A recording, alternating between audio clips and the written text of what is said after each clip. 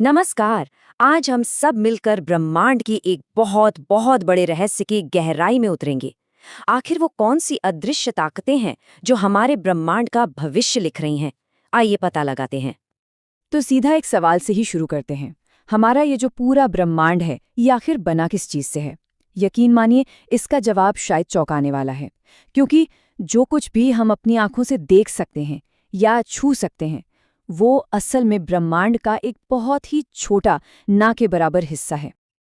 अब जरा इन आंकड़ों पर नजर डालिए। ये सच में दिमाग घुमा देने वाले हैं। ब्रह्मांड का करीब करीब 68% हिस्सा है डार्क एनर्जी, 27% है डार्क मैटर और सिर्फ 5% वो नॉर्मल पदार्थ है जिससे तारे, ग्रह और हाँ, हम सब बने हैं। तो आज हम इसी 95% अदृश्य हिस्से के रहस्य से पर्दा उठाएंगे।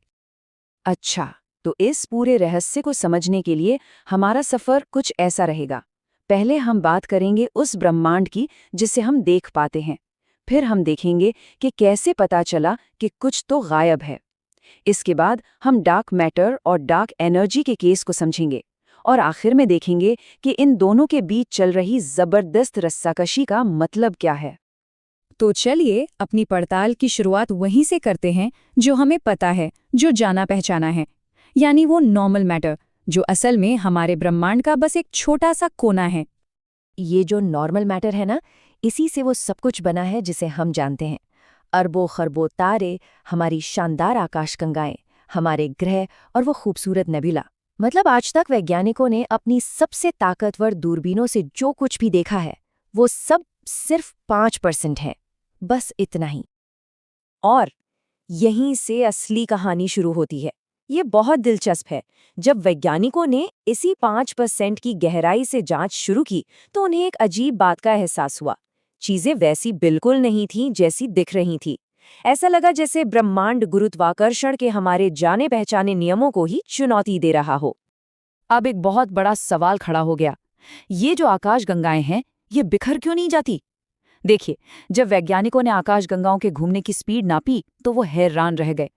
तारे इतनी इतनी ज्यादा तेजी से घूम रहे थे कि हिसाब से तो उन्हें कब का आकाशगंगा से छिटक कर अंतरिक्ष में खो जाना चाहिए था। पर ऐसा हो नहीं रहा था। सब कुछ अपनी जगह पर टिका हुआ था।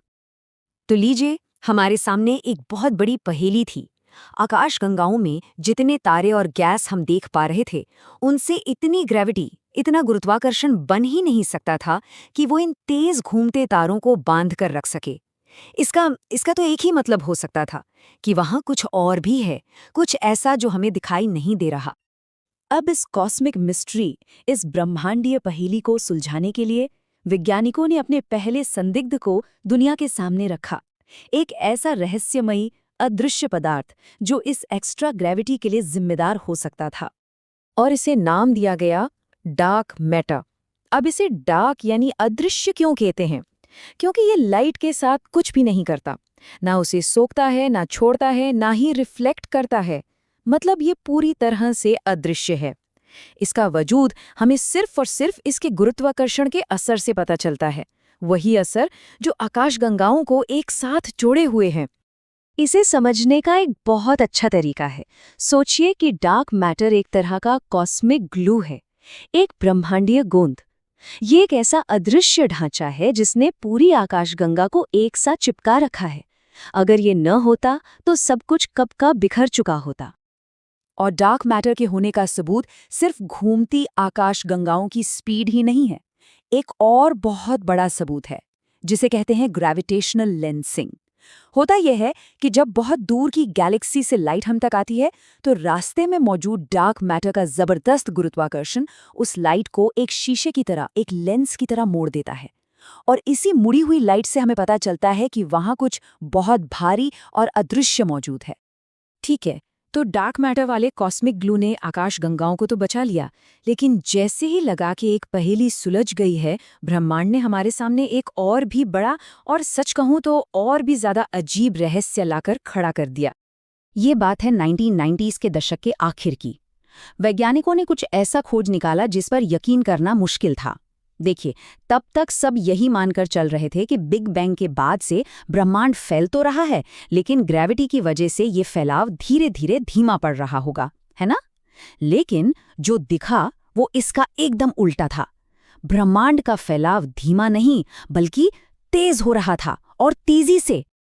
अब इस तेजी से फैलते ब्रह्मांड को समझाने के लिए एक बिल्कुल नए आइडिया की जरूरत थी, और यही एंट्री होती है डार्क एनर्जी की।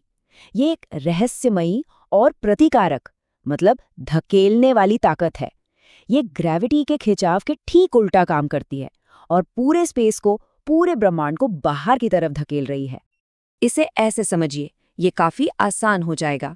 अगर ग्रेविटी का काम चीजों को एक दूसरे की तरफ खींचना है, तो डार्क एनर्जी ठीक इसका उल्टा, एक तरह की एंटी ग्रेविटी है। और ये कोई बाहरी चीज नहीं है, ये तो स्पेस के यानी अंतरिक्ष के ताने बाने में ही समाई हुई है और हर चीज को हर दूसरी चीज से दूर धकेल रही है। तो अब हमारे सामने तस्वीर साफ हो रही है।